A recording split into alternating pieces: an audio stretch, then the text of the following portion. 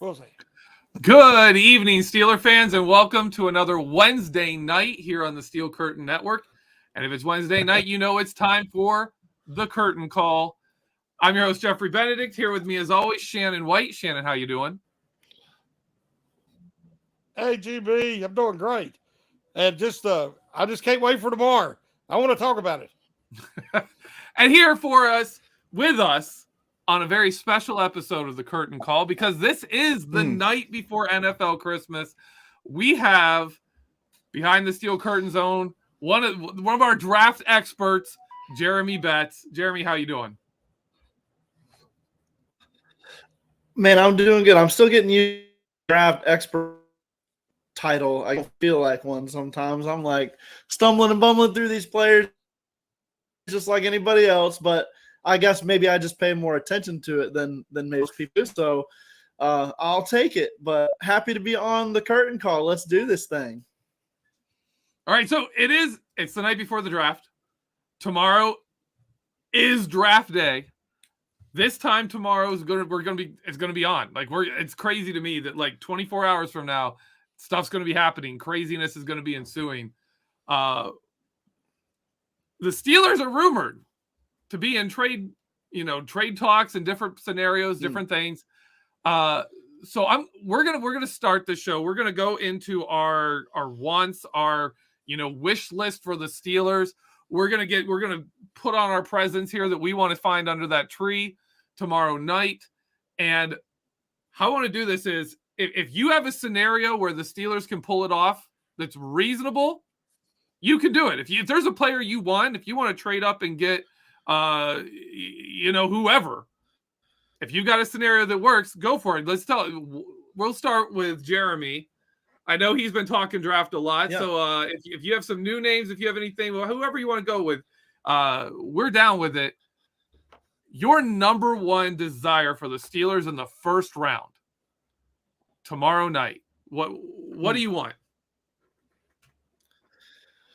I want them to land a player that I like, Jeffrey. That's what them to do. I don't want them to land a player that I don't like. That's what I want to happen here. So no, to be serious, I want them to Joey Porter Jr. I want them to do. Now, if that doesn't work, if they're thinking that he's not going to make it there, I do not want them to trade up for Joey Porter Jr. Okay, just let's put that there because I think they're going to have options down the road at cornerback. Okay, but if you were to fall to them at 17, that to me is my ideal scenario for the Steelers in round one. But there's been a lot of talk about them really eyeing some of these tackles and even maybe moving up for one. So I've got a trade scenario that I think could legit happen, realistic. I don't know. You want me to go into it right now, or do you want to? Is it for Joey Porter Jr.? It's not a Joey Porter Jr. Joey Porter Jr. It's for another player. All right. So before we get off the Joey Porter Jr., because that's your guy you brought up, what about him fits the Steelers so well? So to me, it's just obviously then you're talking about the best player available at that position of need, which I think he'll probably be.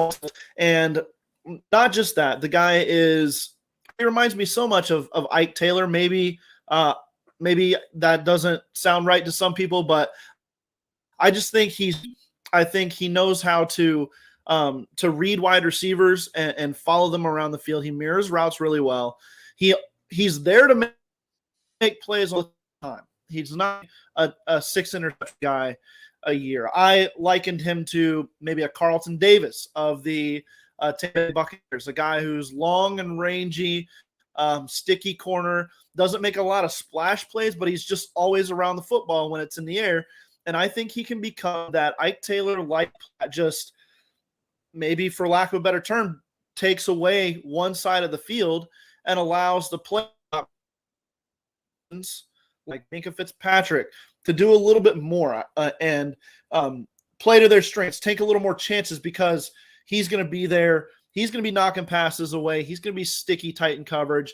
There's a little bit of concern about maybe he's a little tight. Maybe plays a little too tall. But I think that over time he can improve in that area as well. You got to remember with these draft prospects that they're coming out of college and they've been living two lives, one of those being their collegiate life. And now it's all football. That's their job. That's their career. And so coaches can take these guys and mold them even still. And I think when you get a foundation player or when you get a player with some of those foundational traits like Joey Porter Jr. has, that can grow into the role that you'd like him to do. So that's why I think that he's the best fit for the Steelers in round 1. All right, Shannon White. We're going to move on to Shannon. Shannon, what is your dream scenario for round 1? What do you want to see happen tomorrow night? I would like to have Christian Gonzalez, but I don't think they can even trade up. I think he'll be gone before the 9th pick. But if you could trade up the shot at him or Paris Johnson, I could see that. You're getting a immediate starter that would really strengthen either side of the ball. Yeah. Now, if they're not, I don't know if they're going to be able to do that. You can maybe get Witherspoon a little later in the early teens. And Witherspoon is very close in my evaluation, in my comparison to Gonzalez. My thing is, I heard a lot today on different Porter Jr. falling to the second round. I do not think that everybody, all the teams, the GMs are as high on Joey Porter Jr. See, that to me, it's name recognition. Mm-hmm. And, his ties to Pittsburgh and familiarity with the franchise. But just watching him, if you're going to take him in the first round, especially with the track record, I just want somebody. I don't want another Terrell Edmonds. And I think what's going to happen, if he turns into be Ike Taylor and gets 6-7 interceptions over his career, that people's going to say, well, he didn't have ball skills. Ike Taylor was a top cover corner, but he just didn't have hands. And Porter has not shown any ball skills, in my opinion. There is guys out there, we know about Witherspoon, Forbes, Brits. A lot of these guys, I feel the same way about Ringo. Ringo is all athlete. I just don't see the technique here, and that concerns me because I don't know if the Steelers can develop him. It's one thing if you're really good at developing cornerbacks. We still don't know if the Steelers are. Cam Sutton was very intelligent. Mm-hmm. And we don't know about these guys. So, to me, if they trade up Gonzalez, Johnson, if they stay at 17, I'm thinking it could be right. I really wasn't on the bandwagon with Darnell Wright.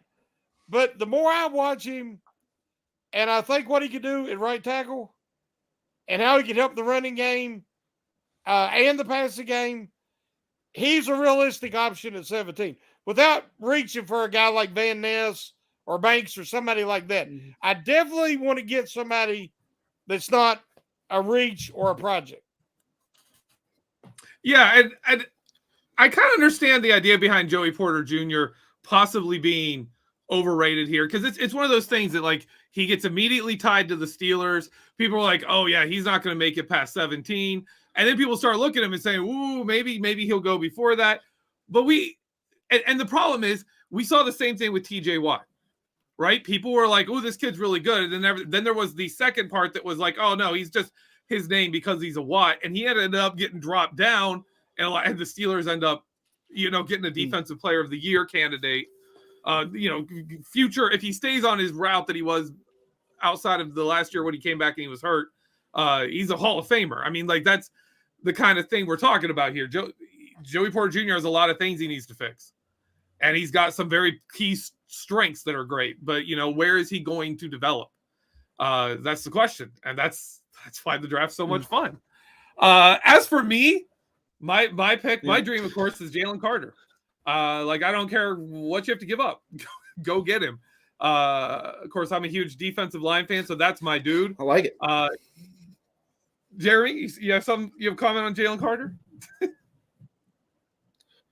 I thought you said I like it. I think I just said I like it. Yeah, he's okay. a stud, Right, and the Steelers would be a good place for him. Absolutely. That's my number one, and then my number two is Paris Johnson Jr. If you stay put at 17 and he somehow falls to you, that'd be ridiculous. I know I've said before other people have fallen, right? But that's a tackle. Tackles tend to not fall. Tackles tend to go earlier than they're expected more often than they go later. So Paris Johnson Jr., if he's there at 9 and you trade up and got him, I'd be fine. Like 12, 14, wherever. Shannon, you got a comment?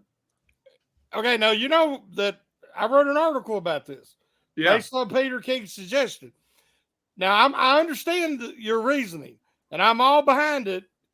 But how do you justify the red flags to actually take Jalen Carter? I think a lot of them are not as big a deal. And I also, this also comes with a bit of trust factor in the Steelers that if they do trade up for him, then they've done their work, right? I obviously haven't. I've never interviewed Jalen Carter. I can't go back and interview his high school coaches, his college coaches, all of that. The Steelers do that stuff. You know, NFL teams do that stuff. So with his red flags, I don't get too much into those because a lot of times they are overblown, and there's a lot of times people make mistakes when they're younger, you know, and then they learn from them, and they don't make them again. Other players, they make worse ones later, you know, and that first one's just kind of a start. But I'm not going to sweat about his red flags. I'm going to let the Steelers deal with that. I just love his talent, and really, he's the only defensive lineman I look at and say he's that generational guy. He's that, you know, guy you move for, right? That's the guy you go and you find and you get him. So that's why he's my dream pick. I think he'd be worth it. I want to stay with the first round a little bit longer here, and I want to go back around and say an unconventional pick. Someone who may be off the radar, because obviously Paris Johnson Jr., Joey Porter Jr., Jalen Carter, these have all been discussed, right? We all know these are discussed. These are things everyone's saying the Steelers are interested in. Give me someone that is kind of off the radar that you could see the Steelers getting that you'd be okay with. Who, me or Jeremy? We'll go with Jeremy first.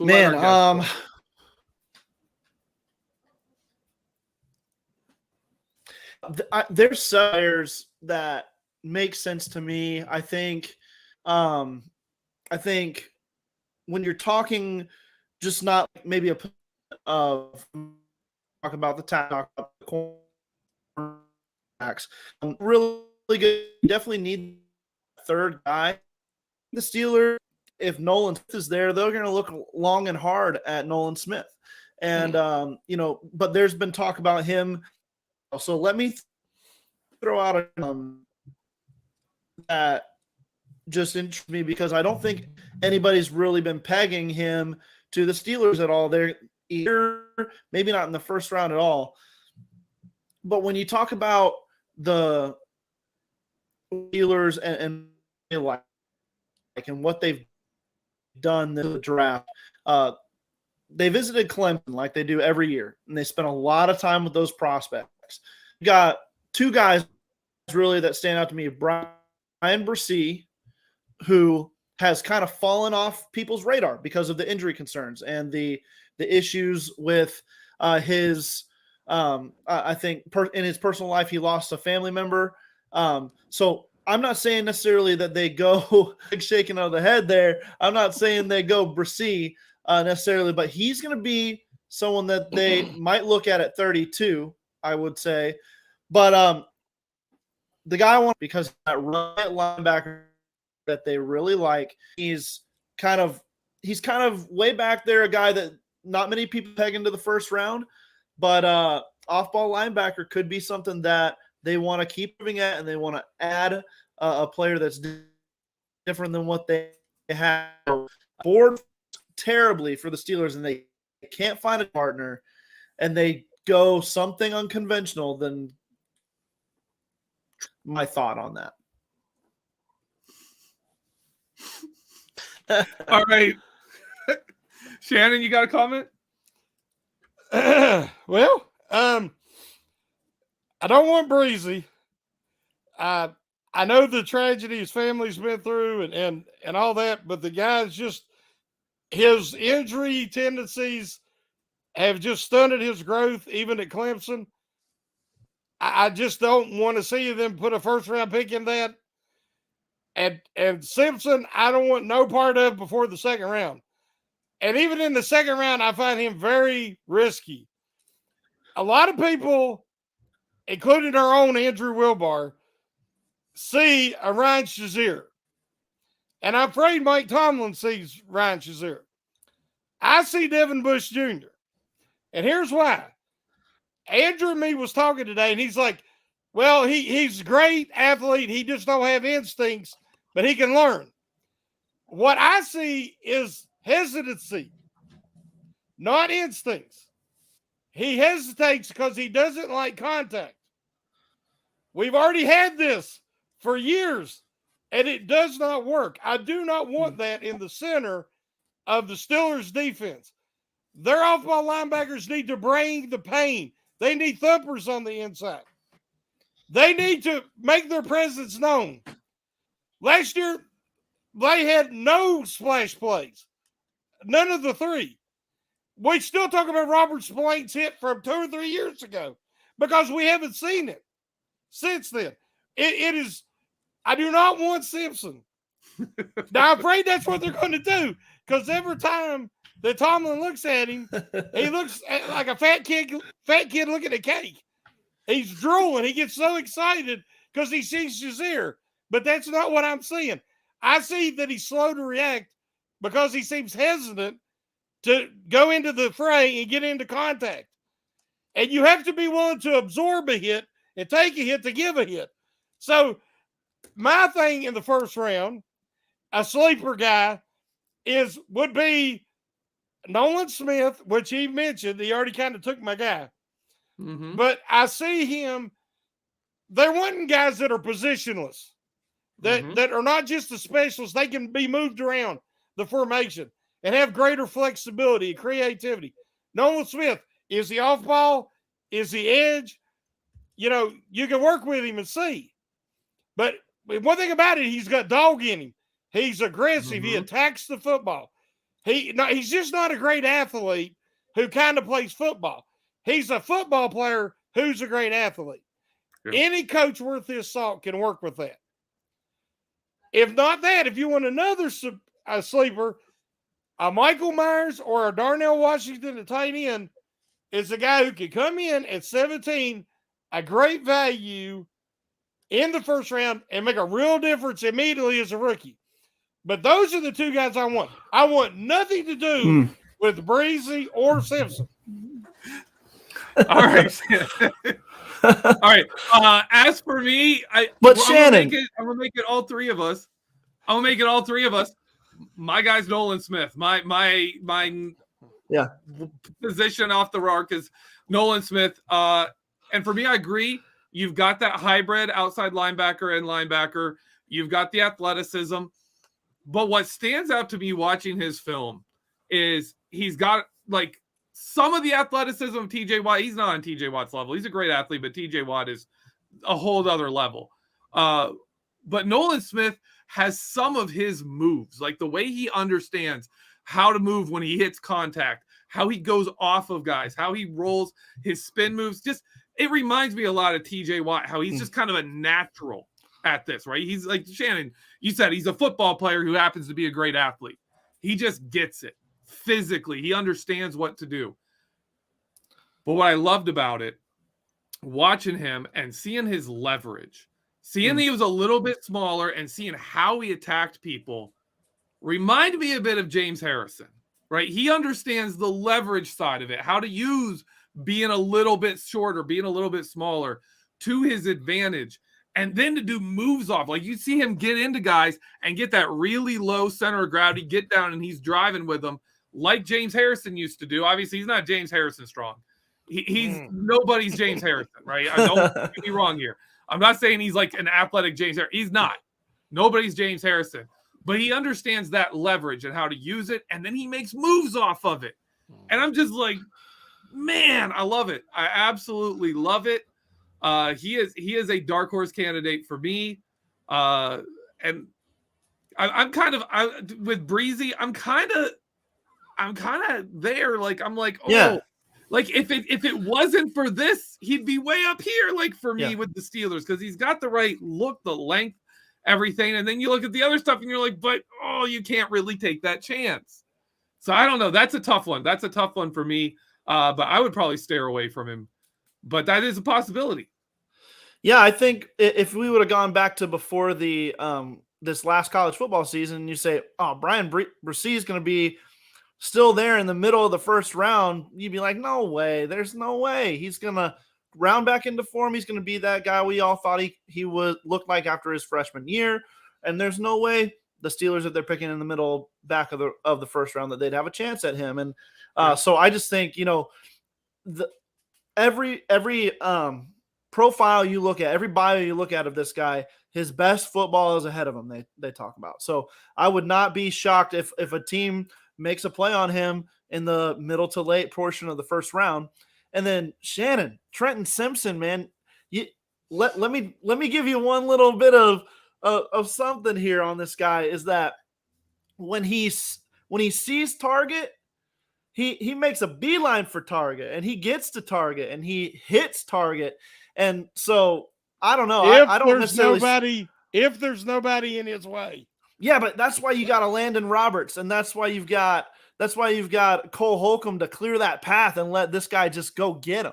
The Steelers didn't have those thumper guys like they do now. So go get your run and hit linebacker that can fill in and cover some tight ends and just be that speed guy, that sideline to sideline guy that you need. That's my argument there. You could take a chance on him at 49, but not at 17. There you go. Yeah. All right, let's move on to the next two picks, 32 and 49. A pick. Give me somebody you would like to see at 32, Jeremy. Okay, so Shannon already stole my thunder on this one. It's Darnell Washington. This guy, to me, unlocks the entire Matt Canada offense, because you can have him on the field for any play, and he can have a role and help the team out. If you're wanting to run the ball, he's going to block like a sixth lineman. If you're running play action pass, which I hope the Steelers do a lot more this year, he's a fantastic chip and release guy. He's great up the seam.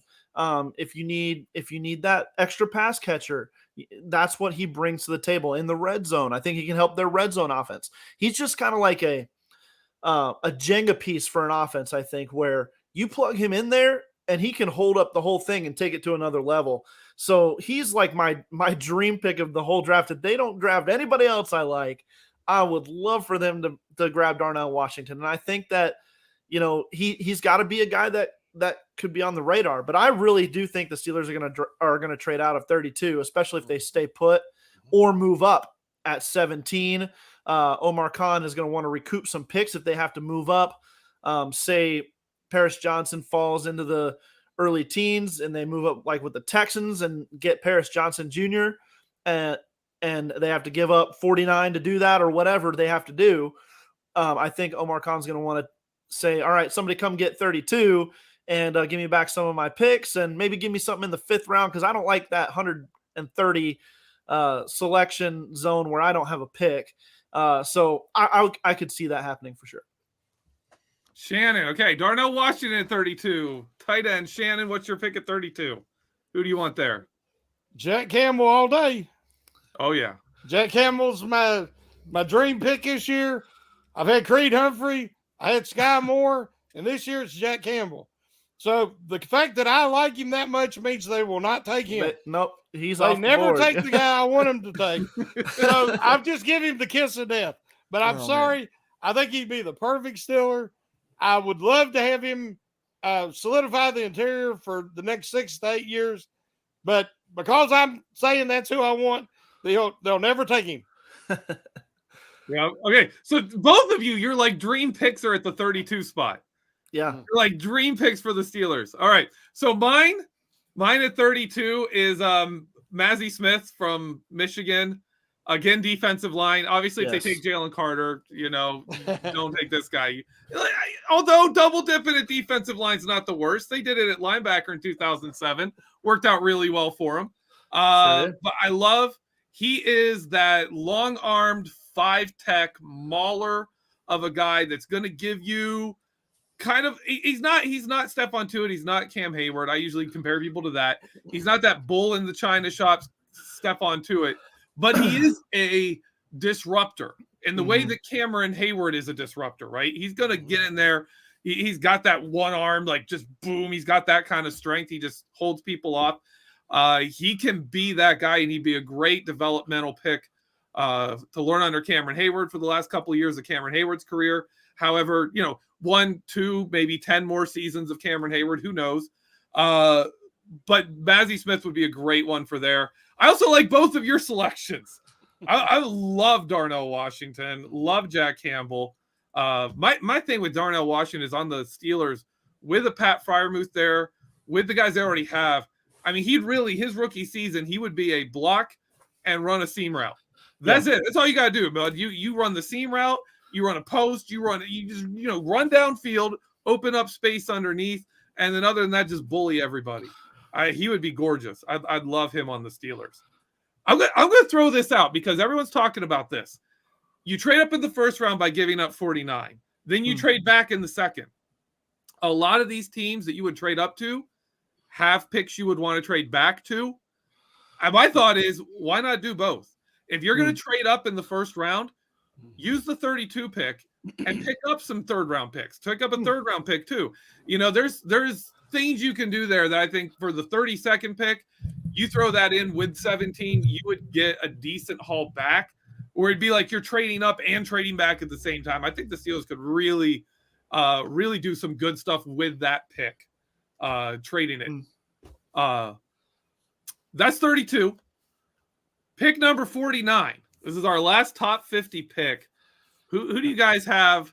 Well, actually, before we get into it, we're going to do that. But before we do that, we're going to take a break. I just looked at our time, and we need to take a break. So we'll take a break, and we'll be right back with our picks for the rest of the draft.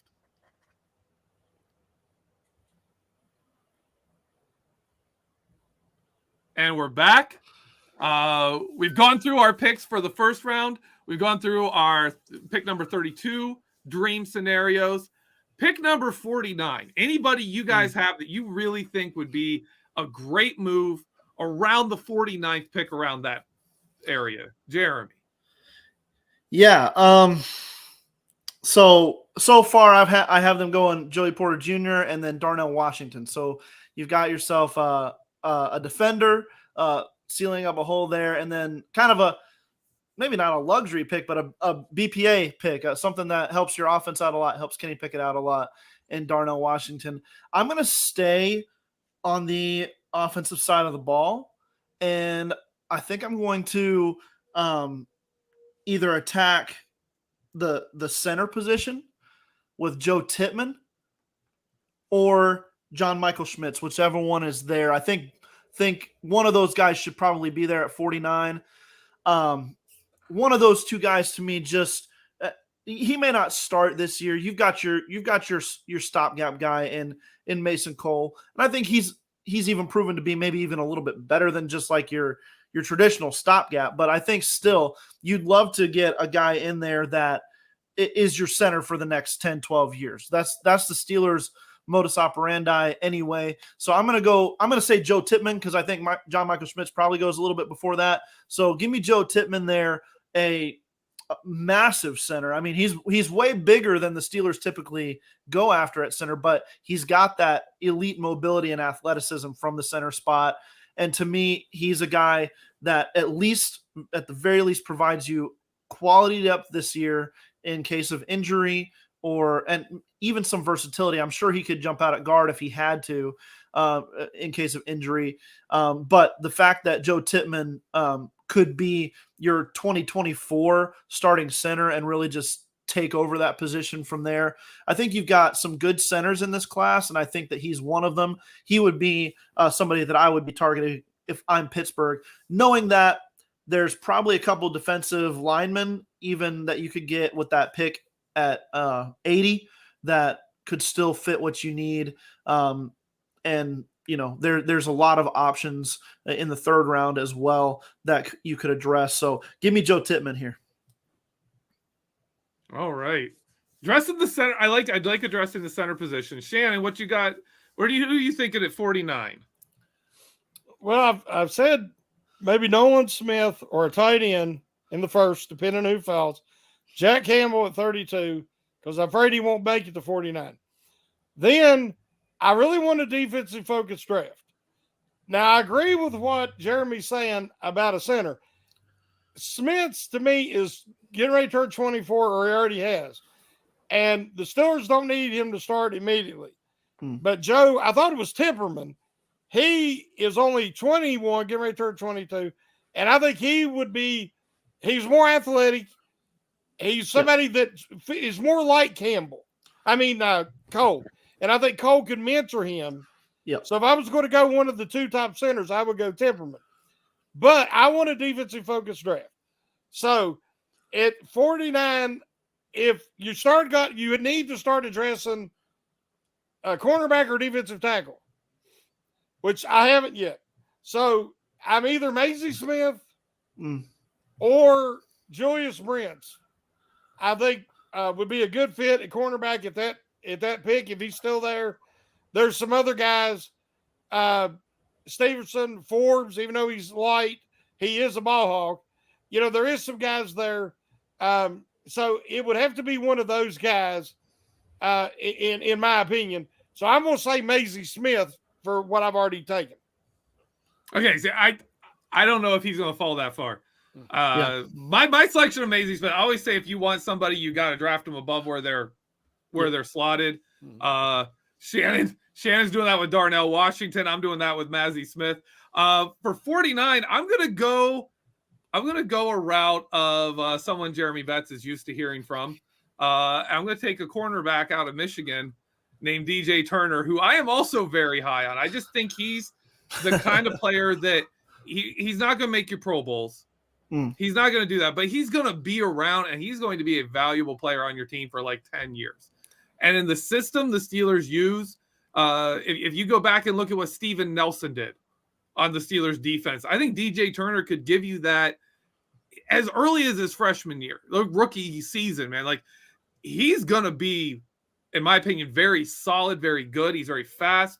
He doesn't have a lot of holes. He's just smaller, right? And while the Steelers always like larger cornerbacks, if you look at the guys who do best with them, it's the smaller guys. It's Cameron Sutton. It's, Steven Nelson. It's Willie Williams. It's William Gay. It's these guys they do well with, and they always draft guys that are like 6'2" and taller, the Joey Porters of the thing, and then it never works out for him. So for me, I like a DJ Turner. I think he's just gonna be good. And if you're getting him at pick 49, he doesn't have to be a superstar.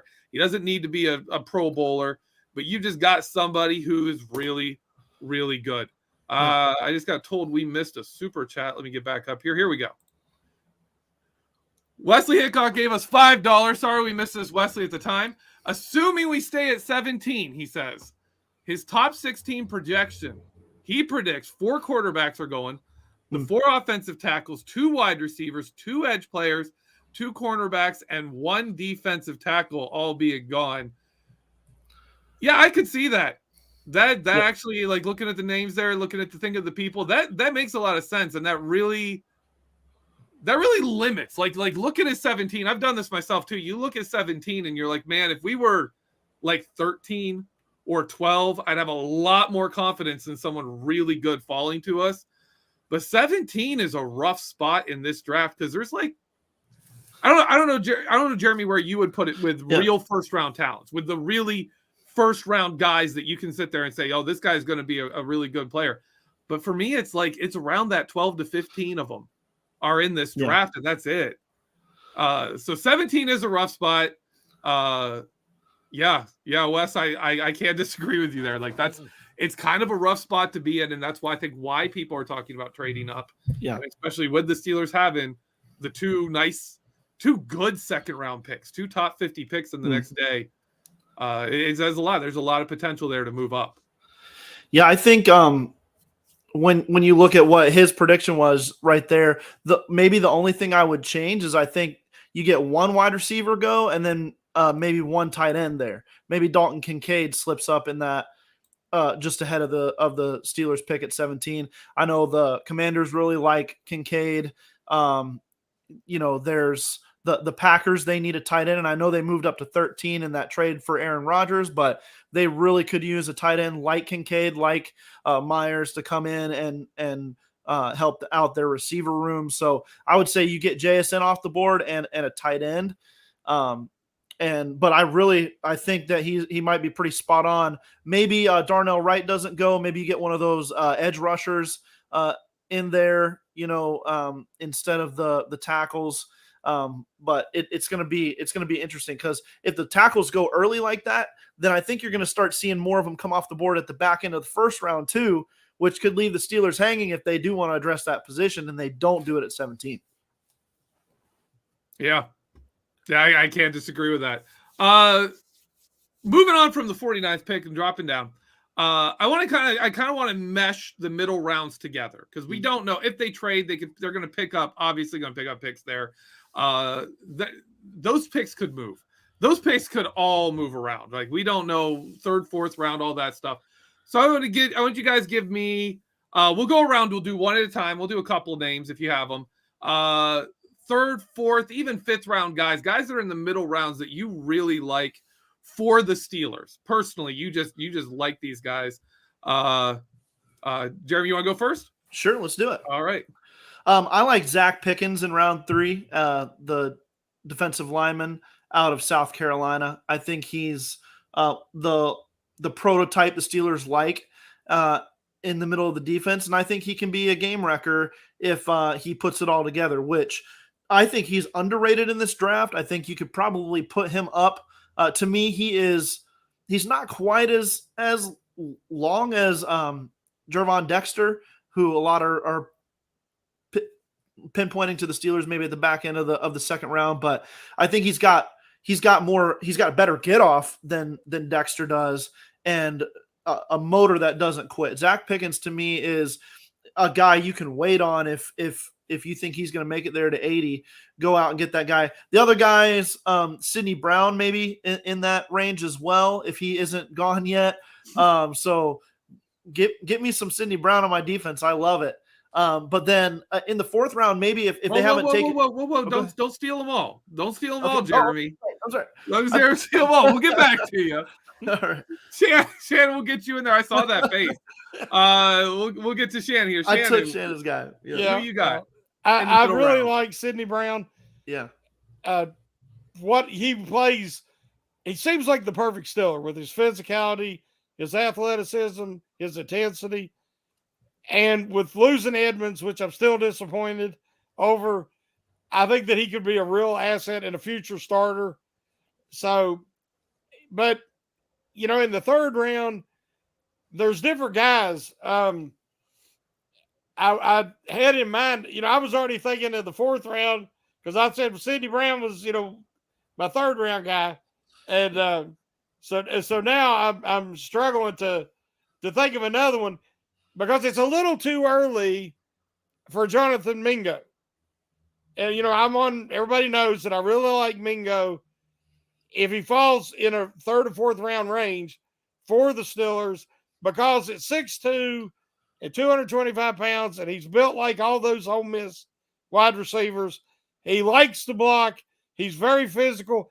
He can do all those, end arounds and reverses and jet sweeps, and he's got the speed to attack out of the slot. He can also play some on the outside. So I really do like Mingo a lot. To me, I don't want to compare him with one of my favorite receivers, but he does remind me of the 49ers receiver. Deebo Samuel? Yeah, he reminds me of Deebo. He's just a little taller and a little faster. And I'd love to see that because he's very powerful after the catch. And not so much elusive, But when you're working in that interior, you got to have that toughness. And he does have that. And I believe that he has the power to run through tackles and work that middle of the field. So, if you get one of these tight ends, like I would like to see maybe in the first or early second, then you don't need him as much because, you're going to want to use either one of them there in the slot. But it would probably be Brown for me or Mingo.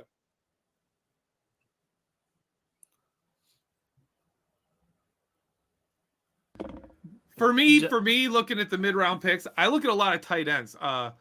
One thing I kind of got into, someone posted this, talking about the success rate of tight ends and how it correlates high athletic rate scores correlate more to tight end success than like any other position, which is strange. Just like, are you a big time athlete? Are you big? Big guys that are very good athletes make it at tight end. They just do in the current NFL. And this draft has a lot of high end athletes. They got a lot of guys with good numbers, even going later into the draft. And one of my favorites, this is a weird thing for me because normally I'm not pushing guys from Michigan in the draft. 3 in a row. It's going to be number 3. This is number 3. I'm pulling an Andrew Wilbar here today. I knew it too. Normally I don't. I really don't. But I really like Luke Schoonmaker. I think he is I think his athleticism is there, and his blocking's there. And really, everything else can be learned. And even if they don't have great hands, tight ends are such great threats if they can block and they can just get downfield. I mean, he's not Darnell Washington. At all. But, Darnell Washington, what does Darnell Washington bring? He brings the fact that he can get downfield and he can block. And that's just really tough to deal with. If you add hands and a sense of route running and body control to that, you've got Rob Gronkowski. Like, really, if you put that all together, you get Rob Gronkowski. You put 2 or 3 of those together, you've still got a fantastic tight end. So I actually like, if the Steelers miss out on like a Darnell Washington, there are going to be guys in the 3rd, 4th round that are really good athletes that can play in line. And to me, Luke Schoonmaker is that guy. I like him a lot. Jeremy, anyone else you got in mid rounds that you really just like? Doesn't have to be like in order, just anyone in those areas, or even late round. If you got late round guys you want to put up there, guys you just really think fit the Steelers. I like Warren McClendon. Or am I saying that right? Warren McClendon from Pitt? Yeah, I think so. Tackle? Yeah. So I think he's a guy that's been he's been overlooked in the tackle market because of the injury. But he's a guy that obviously the Steelers will be very familiar with. You wouldn't have seen him appear on their 30 visits or anything like that because he's a local guy. So he could be kind of flying under the radar for them. If they don't address tackle early, then I think he could be on their radar for the middle rounds. And then the wide receiver that I just really love is Jalen Wayne out of South Alabama. And he is a guy that is he just looks like an NFL receiver. And I know he doesn't get a lot of pop with some of these other guys, but he really just he runs good routes. He can stick a foot in the ground and get open. He's twitchy, but he's also a fairly big slot type wide receiver. He could fit that role for the Steelers. If they're looking for a late round add at wide receiver, I like Jalen Wayne. But that offensive tackle position, if you haven't addressed it yet, I think you can find somebody in that 4th round range that could fit. Warren McClendon for sure is one of those guys for me. All right, Jeremy, just real quick. If you're talking the guy from Pitt, that's Carter Warren. Carter Warren is the tackle from Georgia. Okay. Wait, which one are you going for? I'm going Carter Warren. That's my Carter Warren. Okay. I was trying to find him on my sheet and I could not find him. So it is Carter Warren that I'm talking about from Pitt. You got too much in there. You got too much draft knowledge in there, man. It just gets stuff every once in a while. Too many players, yeah. Yeah, if you're me, you just know 3 names and you say them over and over again, and they're all from Michigan. Yeah. I got another name from right. Shannon, you got any more? Oh yes, I've been waiting with bated breath. Now, Bryce Ford Wheaton. Hmm. Listen, guys, this is Chris Hendry, Martavius Bryant, that kind of talent. He played for, I watched him 4 years. He played for the West Virginia Mountaineers. That's my team. He never played with an NFL caliber quarterback. Nothing close. He's getting lollipops thrown out there to him. You know, everything was a contested catch because he had to wait for the ball to get there. He has got all the talent. He wasn't really a head case, even though he played on a bad offense. And he went out there and he played hard. He tried to block. He put in his 4 years. Sounds like a prison sentence, but I believe that he has a chance to do something special in the pros. And I think he would fit in great in Pittsburgh's culture with Tomlin as a father figure and having the leadership of Kenny Pickett. That's a guy they really got to look at in that 4th or 5th round. The other guy is Dorian Williams, a off-ball linebacker from Tulane. Everybody talks about, well, we can't take Jack Campbell because we need a coverage guy. We need a coverage guy. Take Williams in the 4th or 5th round. He'll take care of that. If you watch him on film, all I kept thinking was Terrell Edmonds. He looks like and plays like Terrell Edmonds. He plays around the line of scrimmage, and he's excellent in coverage. He can run with tight ends. So those are my two guys that I get really, really excited about. Now, my article today was about Yaya Diaby, who is an edge rusher from Louisville that the Steelers need that third edge. And he's the guy that you can come in, learn from TJ Watt and Alex Highsmith. They can mentor him. You know, he can learn from their pass rush repertoire. I really am excited about him as well. So, you know, we're talking, there's so many options. That's why you want that 5th round pick back. Yeah. You want those middle, because there's so many great options for the Steelers in them rounds this year. All right. We are approaching the end of our show here very shortly. I want to throw out 2 names, late draft guys, probably 5th, 6th, 7th round, who are fullbacks and special teams guy, Jack Coletto and Hunter Lupke, I think is how you say his name. But they're kind of tight end fullback guys, and they actually can block. Yeah. Like, you got a lot of guys who are fullbacks these days that are really just, you know, guys who can do whatever in a college offense. But they're Connor Hayward. Yeah, those guys. Connor Hayward, he's not a fullback. Right. But these guys are actual fullbacks. They can actually do the job of a fullback, and they are special teams nightmares out there. Like that, those are guys, man, you get one of them in the 6th or 7th round. That's a guy who's going to be on your roster he's going to be very valuable, his entire rookie contract, probably stick around after that even. So I think they have a lot of value late. You guys have anyone you want to add for a very late round pick really quick as we got about a minute left here? I think the Steelers, in fact, one of my draft guarantees is that one of those 7th round picks is a quarterback. One of those is going to be a quarterback. And okay, I'm going to let, because I think I know exactly who Shannon wants here, but it couldn't possibly be a 2-time national champion quarterback. So, you know, but I think the Steelers will address quarterback with one of those 7th round picks. It's almost, to me, it makes too much sense for how the Steelers operate. So that makes a lot of sense to me. And then I don't know, maybe if one of these speedy, smaller role playing backs makes it into the 5th, 6th, 7th round, that they want to maybe add to their room and change the dynamic a little bit in the back end of their running back room, maybe that's something that they go after. But I haven't addressed edge rusher yet in my portion here in my wish list. So I would definitely expect the Steelers to add a 3rd edge rusher at some point in this draft. So if they haven't done it by their 4th round pick, then that's coming at some point in the latter portion of the draft for sure. All right. That's pretty much our show. We got Shannon. You got one comment? Gotta keep it quick. Charlie Jones out of Purdue. I forgot about him. And he's a great punt and kick returner. You got to think about him in the middle rounds. You was dead on right, Jeremy. I was thinking Stetson Bennett or Max Dugan in that 7th round because, you want a guy who's a winner and can play that quarterback 3. So I do like that. And that's all I was going to say. And one more thing, Jeremy and Geoffrey.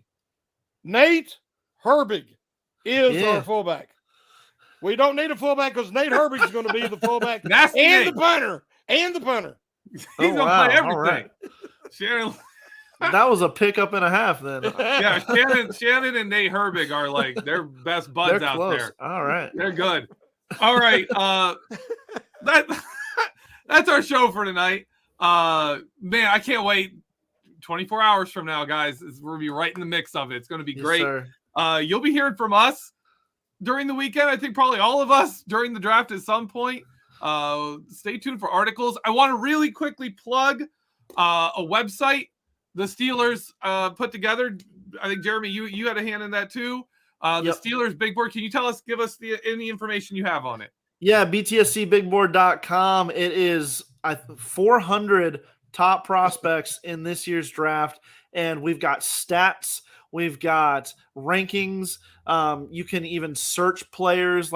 It's something you're going to want to have pulled up when the draft is going on, especially on days 2 and 3. If you're not as plugged into all the players in the middle portion of the round, and if you're like me and you still see names that you've never seen before when you pull up a draft board, this has them all. So you're definitely going to want to check that out.